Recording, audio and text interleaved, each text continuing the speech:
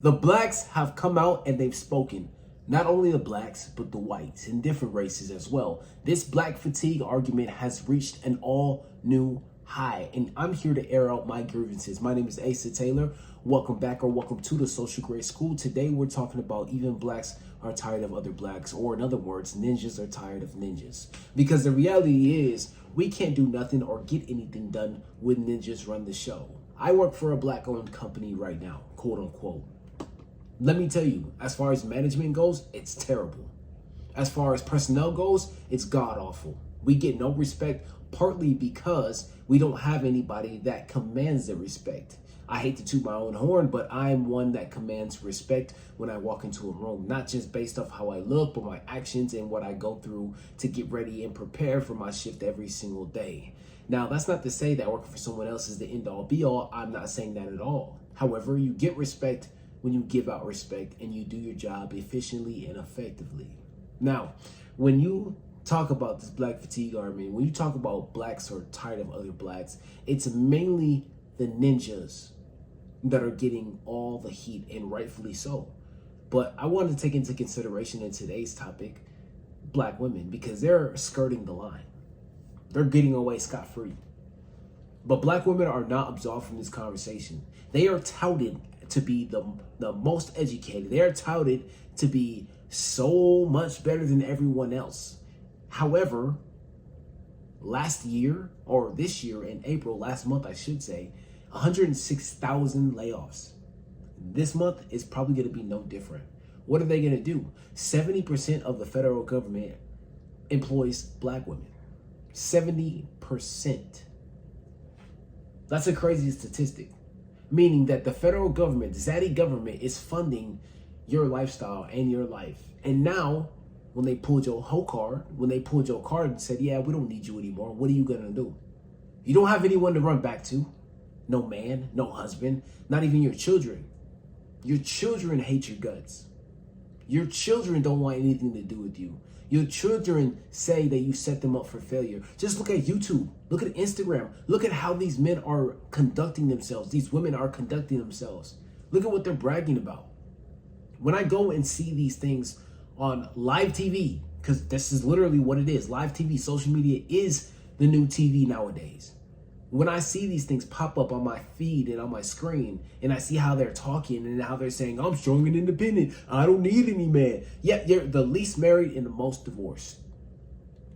I seen more homeless women that were black from Seattle to Oregon to LA to Arkansas than I have ever seen in my entire life. Maybe it's already been there, but I've just been overlooking it. But these black women are not absolved from this conversation, and I guarantee there's going to be way more homeless women that are going to start popping up. Why? Because women, especially particularly black women, are popping up out of the woodworks and giving up their houses, and their houses are getting foreclosed on. Well, why would you say that, Asa? Aren't you just hating? Or aren't you just being a little too hard on them? No, the fuck I'm not. Because for years and years and years, they have told us that black men ain't shit. Black men don't make any money. Black men need to do this. Okay, cool. I'm putting that same argument back in your face. Now that you guys are laid off, what are you going to do? Black women don't prioritize family. Black women don't cook. Black women don't clean. You told me you had a WAP, so you don't need to know how to cook and clean, right? You told me that I wasn't anything and I'm not going to be anything, just like my broke ass daddy. So guess what? I said, okay, you know what? Let me take a step back. And this is what I did. And I worked on myself, and I'm currently working on myself, and I'm currently creating something for myself so that way I can be marketable in the future. What did you do? When you were making that $60,000, $70,000, $80,000 working in DC for the federal government, you never thought once that they might lay you off. You never thought once that everybody that was for you is now against you. See, I think we get the roles switched. What we think is for us and what we think is not racist is actually racist, and who we think is not racist is not actually racist. Okay, wait, let me say that again so you guys can hear me. Who we think are racist are not racist, and who we think is not racist is racist. And it's become more and more pronounced the more I do these videos, because the comments under my video of the Dr. Umar video is absolutely crazy. This guy's a fraud. Don't listen to the guy in the yellow jacket. This is Texas. you have the right to defend yourself. Literally defending the Carmelo Anthony situation. This is absolutely racism. Okay, that one was great.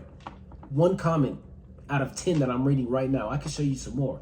Over and over and over again of people making excuse after excuse after excuse for this Carmelo Anthony guy. And for what? For fucking what? Because he's black? So he can be absolved from responsibility? No, that's not how this shit works. It's not how this shit works. And this is why I'm saying people are tired of this shit. People are tired of the hate, unfounded hate. I talked to this black woman today. I said, hey, listen, why is it that black women hate white women? Why is it that they don't like Kaylee and Hannah and Brittany? Why is it that they hate black women? And she just told me, she said, well, it's because, you know, they never give us the credit that we deserve for this. They always take our swag and never give us any credit. Okay, so when a new line dance comes out, on Morgan Wallen and Twista matchup, when that matchup comes out and when the dance is, you know, going crazy and everything like that, why didn't you guys take accountability? Why didn't you guys go out and try to book yourselves some shows and everything like the white girl did? When things come out, new hairstyles, why didn't you patent it? When sayings come out, why didn't you patent it? Instead of complaining about it, why and staying the same, why don't you improve?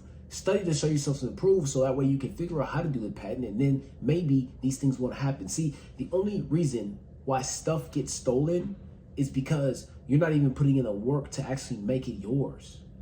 If blacks patent the DJ, there's no way anybody else could use it. If blacks patent the words that we use, there would be nobody else that could use the words without having to pay a hefty fee.